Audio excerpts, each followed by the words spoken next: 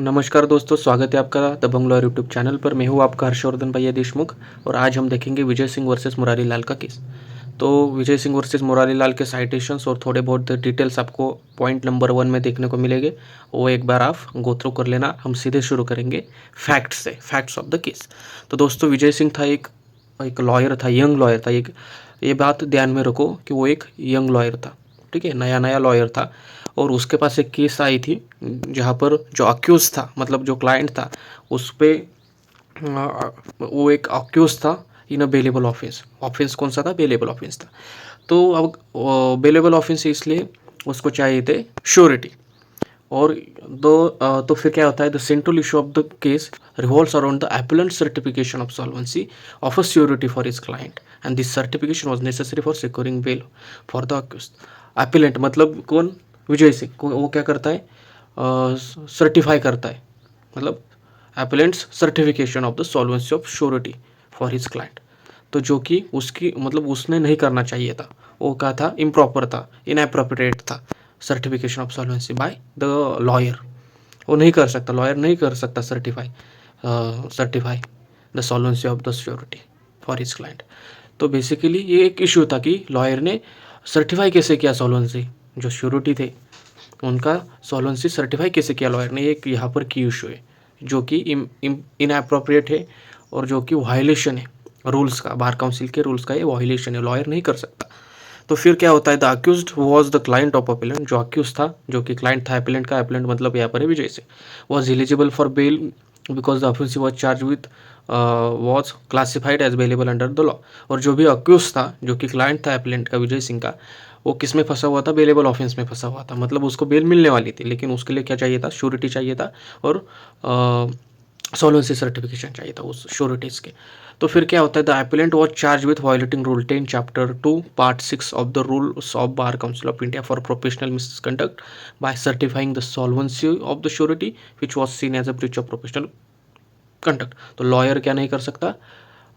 Solvency certify नहीं कर सकता for of the surety for the bail of his client which was seen as a breach of professional misconduct, जो कि एक professional misconduct का breach है, ठीक है। इसलिए एपेलेंट था, उसके ऊपर कौन से चार्जेस लगाए गए थे? Violating rule 10 chapter 2 part 6 of the rules of bar Council of India.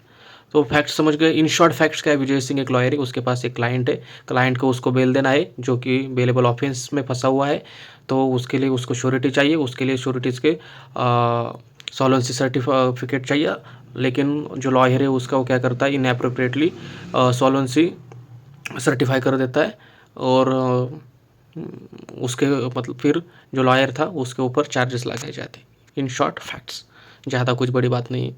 फिर है issues involve. The main issue in this case is whether एपेलेंट्स act of improperly certifying the solvency of surety for his client constitutes a violation of the rules of professional conduct and what punishment should be imposed। तो यहाँ पर issue यही है कि क्या appellant मतलब जो lawyer है विजय सिंह, उसका जो एक्ट है improperly certifying the solvency of surety for his client constitute a violation of the rules of professional. वो क्या, जो उसने सर्टिफाई किया सॉल्वेंसी इम्प्रॉपरली किया, तो वो क्या वायलेशन है रूल्स का प्रोफेशनल कंडक्ट के, या फिर उसके ऊपर कौन से पनिशमेंट, उसको कौन से पनिशमेंट देनी चाहिए? ये यहाँ पर क्या है कि इशूज़ है, इशूज़ इन्वॉल्व। तो आर्गूमेंट्स क्या थे? एपेलेंट्स के आर्गूमेंट मतलब विजय सिंह के arguments. The appellant the appellant क्या बोलता है कि द एपेलेंट जो है वो एक न्यू लॉयर है, रिक्वेस्टेड अ मोर लेनियंट, लेनियंट मतलब कि नॉट हार्श सिवियर और स्ट्रिक्ट, मतलब एक दे दो पर इतनी भी स्ट्रिक्ट मत दे दो punishment, lenient punishment, suggesting an admonitory sentence. Admonitory मतलब वार्निंग और reprimand as permitted under the advocates act. तो वो क्या बोलता है कि मैं एक नया लॉयर हूँ, तो थोड़ी बहुत मुझ पर दया दिखाई जाए, एक मतलब मोर लेनियंट पनिशमेंट दी जाए और suggesting an admonitory sentence as permitted under the advocates act. फिर वो उसका आर्गूमेंट, दूसरा आर्गूमेंट क्या है? The appellant's counsel states that punishment should align with social goals of deterrence and reformation.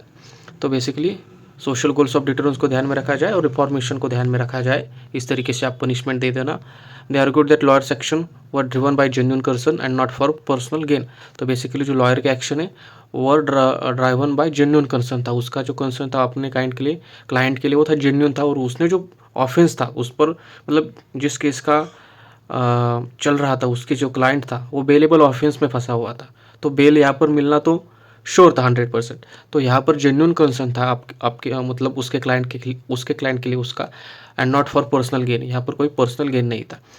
तो रिस्पोंडेंट्स का आर्गूमेंट्स आता है कि respondent likely argued in favour of original 1 month suspension, emphasizing the violation of bar council rules and the need for appropriate punishment. तो basically यहाँ पर याद रखना, ये जो केस हम देख रहे हैं वो एक अपील है, समझ रहे हो, ये अपील के बारे में हम देख रहे हैं। तो यहाँ पर अपील से पहले उसको क्या दी गई थी, 1 month की सस्पेंशन के क्या दी गई थी, सज़ा दी गई थी, पनिशमेंट दी गई थी। तो रिस्पोंडेंट कहते हैं likely argued in favour of original 1 month suspension, क्योंकि ये अपील की सुनवाई चल रही है, emphasising the violation of bar council rules and need for an appropriate punishment. तो रिस्पोंडेंट का काम क्या है कि आग में तेल डालने का, कि भाई उसने क्राइम तो किया है, उसने प्रोफेशनल मिसकंडक्ट किया है, उसको तो सज़ा मिलनी चाहिए, 1 month की जो पहले दी गई है उसी को रखने दो। और इस तरीके से उन्होंने आर्गूमेंट्स किए। Their stance was likely that suspension was justified to maintain the legal profession's integrity. तो बेसिकली वही कि जस्टिफाइड है सस्पेंशन, तो इसलिए फिर ये था रिस्पोंडेंट्स का आर्गूमेंट। फिर डिसीजन क्या आता है कोर्ट का, acknowledge the importance of the rule but consider the circumstances as amelioratory, मतलब non serious nature of the offence and suggesting a lenient approach. तो बेसिकली कि भाई नया एडवोकेट है तो यस उसने ब्रीच तो किया है, लेकिन उस सर्कमस्टांसेस भी ऐसे है कि वेलेबल ऑफेंस था, नया एडवोकेट आया था, नया बाज़ार में आया था, तो एक बात तो बनती, मतलब थोड़ा सा उसके लिए तो स्कोप बनता है कि भाई एक lenient अप्रोच मतलब अप्रोच हो। तो decided that public reprimand is sufficient, reprimand is warning is sufficient punishment, emphasising the need to balance the interest of litigants and upholds professional property. तो बेसिकली जो 1 month का सस्पेंशन था उसको हटाया और सिर्फ उसको एक वार्निंग दी, पब्लिकली एक पब्लिक रेप्रिमेंड दी, जो कि एक अच्छी बात है नए एडवोकेट के लिए। उससे क्या होगा कि प्रोफेशनल इंटीग्रिटी, ऑनेस्टी बढ़ेगी, ठीक है, और जो लिटिगेंट है उसका भी इंटरेस्ट बैलेंस होगा, emphasising the need to balance the interest of litigants. तो रेशियो ऑफ द केस क्या है, जो प्रोफेशनल कंडक्ट के रूल्स है should not be taken lightly. उसका जो वायलेशन है प्रोफेशनल कंडक्ट का, तो बाय लॉयर्स, वो क्या लाइटली लेने का नहीं है। Punishment should be given with the circumstances and may include public admonition when the violation is not severe and where there are ameliorating factors. It highlighted the importance of harmonizing the interest of indigent clients and the probity of the legal profession. तो ratio of the ये case यही पर है कि circumstances आप देखो, violation आपको नहीं करना है प्रोफेशनल रूल्स का, लेकिन अगर होता है तो सर्कमस्टांसेस भी देखी जाएगी, आपकी अपोलॉजी भी देखी जाएगी कि आपने अपोलाइज किया, मतलब अपोलॉजी मतलब माफ़ीनामा आपने लिखा था, आपने माफ़ी मांगी थी या नहीं, माफ़ी मतलब देखा जाएगा कि सर्कमस्टांसेस क्या है, उस बेसिस पर आपको पनिशमेंट दी जाएगी। तो कमेंट ऑन द डिसीजन, ये आपका ओन कमेंट होना चाहिए। इस तरीके से आप पेपर में पॉइंट वाइज आपके आंसर लिख सकते हो। इसकी PDF कॉपी आपको मेरे टेलीग्राम चैनल पर मिल जाएगी, @दबंग लॉयर टेलीग्राम चैनल है, लिंक डिस्क्रिप्शन में भी है, बहुत सारे लिंक्स भी है, और जाकर एक बार चेक करना। और दूसरी बात, @दबंग लॉयर इंस्टाग्राम पेज है हमारा, जाकर मैसेज करना हो मुझसे, तो जाकर DM मतलब मैसेज कर देना, मैं रिप्लाई करूँगा, लेकिन सिर्फ हाई मत भेजना। बहुत सारे हाई करते हैं तो मैं रिप्लाई नहीं देता, तो आपका पूरा इशू वहाँ पर लिख लेना। तो चलिए मिलते हैं अगले वीडियो में अगले केस के साथ।